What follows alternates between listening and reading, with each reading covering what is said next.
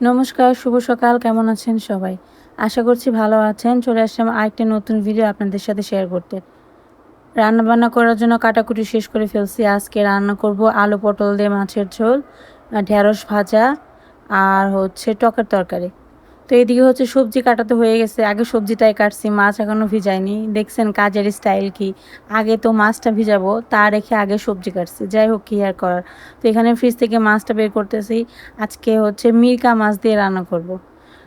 অনেকে মৃগেল মাছ বলে এটাকে। আর তার সাথে হচ্ছে মাছের ডিম ছিল। এই যে মিরকা মাছ আনা হয়েছিল না, এই মাছের ভেতরে অনেকটা ডিম ছিল।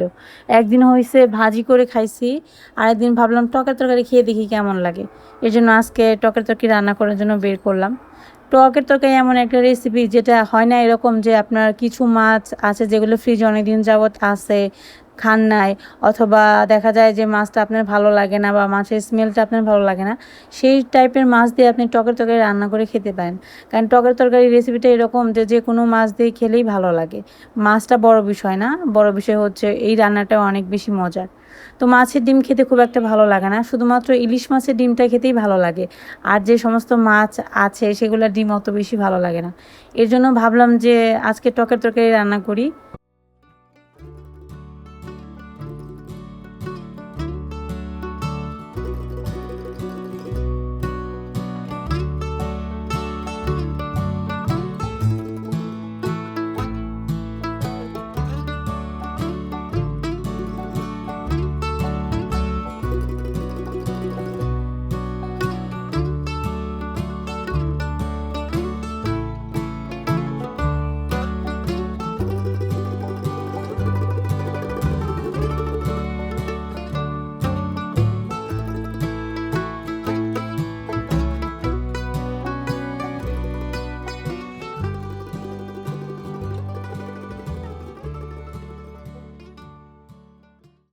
গতকালকের অনেকগুলা কাপড় চোপড় ছিল, সেগুলো এখন আনলাম, এনে গুছিয়ে তারপর আবার রান্নাঘরে আসছি। যেদিন কাপড় চোপড় ধোয় সেদিন আর কাপড় চোপড় শুকায় না, বোঝেনই তো হেল্পিং হ্যান্ড দিয়ে কাজ করলে কী অবস্থা হয়। এমনভাবে কাপড় চোপড় ধোয় যে কাপড়ের মধ্যে এতটা জল থাকে যে সেই জল শুকাতে পুরো সারাটা দিন লেগে যায়।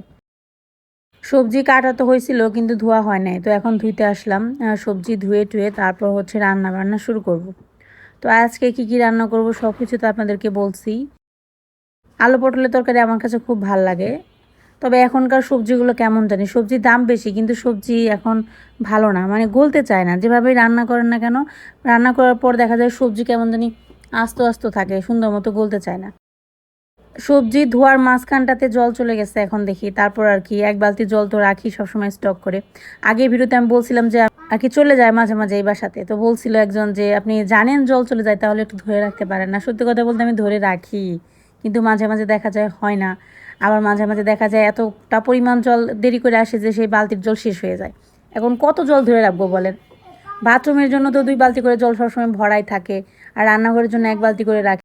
তারপর মাঝে মাঝে এমন হয় যে জল চলে যায়, আস্তে আস্তে অনেকটা দেরি হয়, তখন দেখা যায় যে স্টোর করা জল শেষ হয়ে যায়। এর জন্য আর কি বললাম।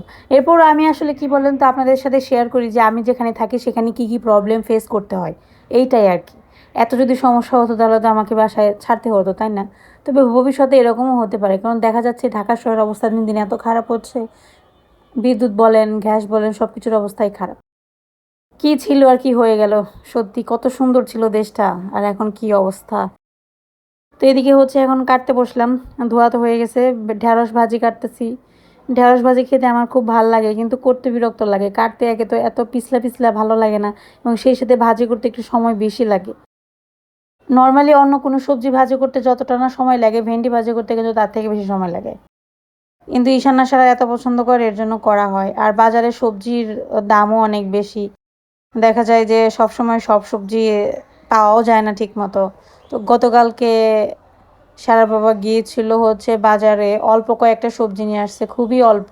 এই কয়টা পটল, অল্প কিছু ঢেঁড়স আর পেঁপে, আর সাথে হচ্ছে কাঁকরোল। বললো যে এগুলা নাকি হঠাৎ করে অনেক সময় হয় না যে বাজারে 2-1টা সবজির দাম কম পাওয়া যায়। তো এই কটা সবজি মোটামুটি আর কি কম পাইছে, তাই এগুলো নিয়ে আসছে। তাও আবার হাফ কেজি করে নিয়ে আসছে।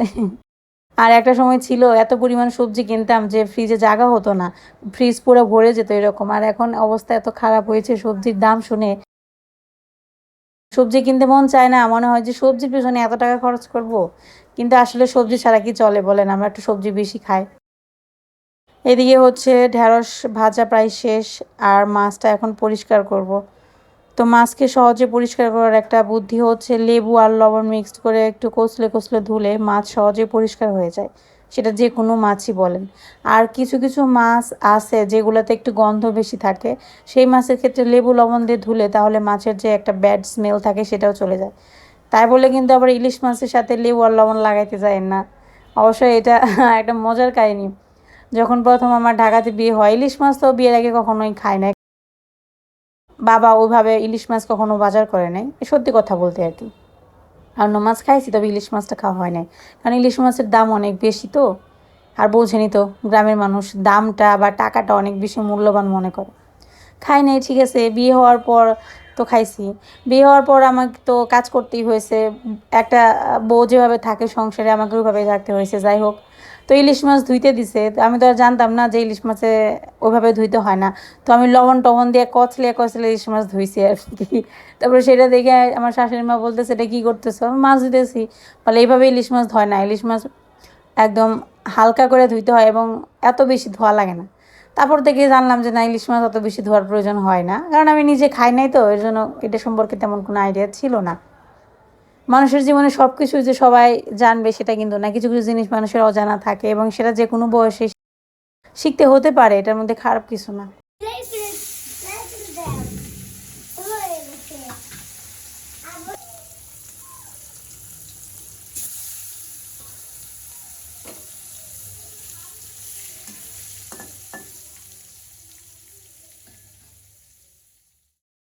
এই তো এখন হচ্ছে ধরেন আমি বসে বসে আর কি আমার ভিডিওর ভয়েস ওভার দিচ্ছি। এখন কিন্তু কারেন্ট নেই এখানে, কারেন্ট ছাড়া গরমের মধ্যে বসে বসে কথা বলতেছি।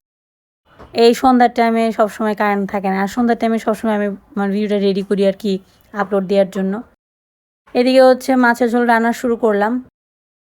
আলু আর হচ্ছে পটল দিয়ে করব। মাছগুলো ভাজা হয়ে গেছে, একটু জিরে দিছি আর কি ফোড়নে, তারপর আলু আর পটলটা কষিয়ে দেবো। আজকে খুবই হালকা পাতলা করে রান্না করতেছি, কোনো মশলাই দিব না, শুধু জিরে গুঁড়া দিয়ে করবো আজকে, গরম মশলা গুঁড়াও দিব না। আসলে আলু আর পটলের তরকারিতে গরম মশলা গুঁড়া আমার মনে হয় না যে খুব একটা খাটে। দেখে তো ভালোই লাগতেছে, মনে হয় তরকারি খেতে ভালোই লাগবে।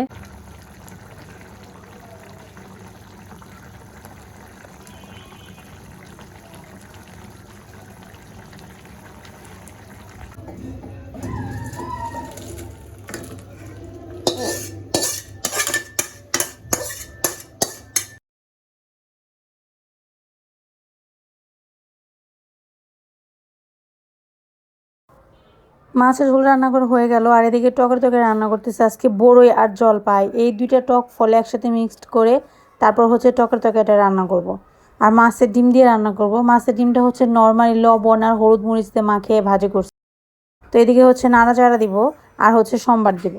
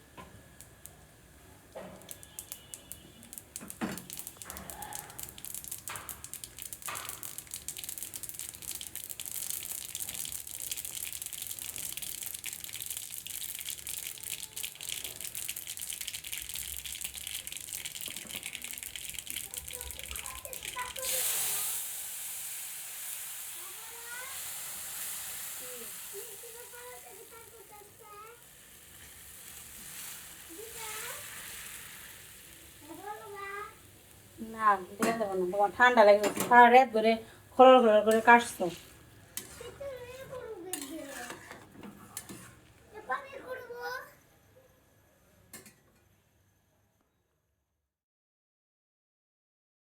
টকের তরকারি সম্বার দিয়ে হয়ে গেল। টকের তরকারি সম্বার দেওয়ার সময় সবসময় একটু সরিষা বেশি করে দিতে হয়, আজকে টক ফলের পরিমাণ একটু বেশি হয়ে গেছে, টেস্ট করে দেখলাম যে টক হয়েছে বেশি। অবশ্য আমি টকে তরকারি রান্না করলে একটু বেশি টক দিয়ে রান্না করি, আমার কম টকের তরকারি ভালো লাগে না, মানে টকের তরকারি কম টক হলে ভালো লাগে না, মনে হয় যে টমেটোর তরকারি খাচ্ছি। মানে টমেটোর তরকারি খেলে যেরকম হয় না, বেশিরভাগ মানুষ হচ্ছে সেই রকম টক খায়, কিন্তু আমার কাছে আর মনে হয় টকটা একটু বেশি বেশি না হলে না ভালো লাগে না। তো আজকে প্রথম হচ্ছে মাছের ডিম দিয়ে টকের তরকারি রান্না করতেছি, খেয়ে দেখবো কেমন লাগে, দেখা যাক কেমন লাগে আর কি। এই তো রান্না বান্না শেষ করলাম, ঢেঁড়স ভাজা, মাছের ঝোল, আলু পটল দিয়া, মাছের ডিমের টক। এ হচ্ছে আমার আজকের দুপুরে রান্না বান্না, অনেক কিছু রান্না বান্না করছি। রান্না বান্না শেষ হইলো, শুরু করছিলাম সকালবেলায়, শেষ করতে করতে তো সময় লাগে, এই আর কি। রান্না করতে যতটা সময় লাগে খাইতে 10 মিনিট লাগে। হ্যাঁ, সারাবার পছন্দের রান্না আজকে টকের তরকারি। হ্যাঁ, এই যে সারামণি পড়াশোনা করতেছে, সারামণির পরীক্ষা সামনে, আমরা সবাই খুব ব্যস্ত, তাই না? ব্যস্ততায় আমার খুব ঘাম ধরতেছে। আজকে প্রচণ্ড রোদ উঠছে বাইরে, খুবই রোদ, একদম টাটকা রোদ।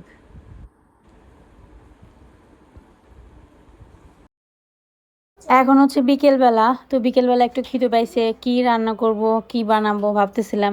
হঠাৎ করে মনে হলো যে সহজেই এবং মজার রেসিপির কথা যদি বলি, তাহলে চিতই পিঠা তো মনে হয় যে এমনিতেই খাওয়া যায়, এটা কিছু লাগে না আর কি। অনেকে আছে চিতই পিঠার সাথে ভর্তা খায়, তবে আমার কাছে চিতই পিঠা মনে হয় যে এমনিতেই খাওয়া যায়, একটু বেশি করে মুচমুচে করে করলে না এমনিই খাওয়া যায়।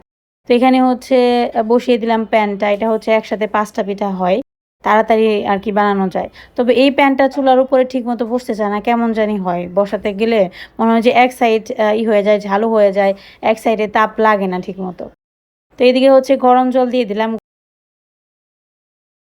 পিঠার যে মিশ্রণটা ওইটা তৈরি করার জন্য।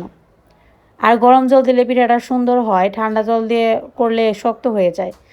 আর গরমটা কিন্তু অত বেশি গরম জল করা যাবে না, একবার ফুটানো যাবে না, ফুটাইলে আবার পিঠা অনেক নরম হয়ে যায়। তো হালকা গরম করে নিতে হয় আর কি। একটু লবণ দিয়ে এখন এই যে দেখেন চালের গুঁড়ির মধ্যে দিলাম গরম জল, তারপর হচ্ছে একটু মিক্সড করে হাত দিয়ে ভালো করে চটকে নিতে হবে। যত সুন্দর করে চটকাবেন তত পিঠা সুন্দর হবে। তো এখন হাত দিতে হবে, হাত ছাড়া হয় না আসলে, বাঙালি মানুষ বলে কথা, যাই রান্না করি না কেন হাত সবসময় বেস্ট। তো এই প্যানটা গরম হয়ে গেছে, একটু তেল দিয়ে টিস্যু দিয়ে মুছে দিলাম, যাতে প্রথমবার দেওয়ার পর পিঠা এই প্যানের মধ্যে না লাগে। তো পিঠাটা আগে আমি করতাম না, আগে আমার শাশুড়ি মা করতো, আর বিয়ের আগে হচ্ছে আমার মা বানিয়ে খাওয়াতো। মাটির চুলায় মাটির পাতিলে চিতই পিঠা যে কী সুন্দর হয়, আর ওই পিঠাগুলো খেতে বেশি ভালো লাগে। তো আমরা তো মাটির পাতিল বা মাটির চুলা এখানে পাবো না, তাই আমরা যে গ্যাসের চুলাতে যেটা দিয়ে হয় সেটা দিয়েই করবো আর কি। তো এদিকে হচ্ছে দিয়ে দিলাম, এখন ঢেকে দিব, খুব বেশি সময় লাগে না, খুব তাড়াতাড়ি হয়ে যায়। আর এই প্যানটাতে পিঠা তৈরি করলে সুবিধা কি জানেন, সেই পিঠাটা হচ্ছে কাঁচা থাকে না ভিতরে। আর যদি বড়টা দিয়ে করি, যেটাতে একটু বড় বড় সাইজের পিঠা হয়, সেটা দিয়ে করলে দেখা যায় যে ভেতরের অংশটা কাঁচা থাকে, এর জন্য এটা দিয়ে করি, এটা দিয়ে করলে খুব সুবিধা হয়।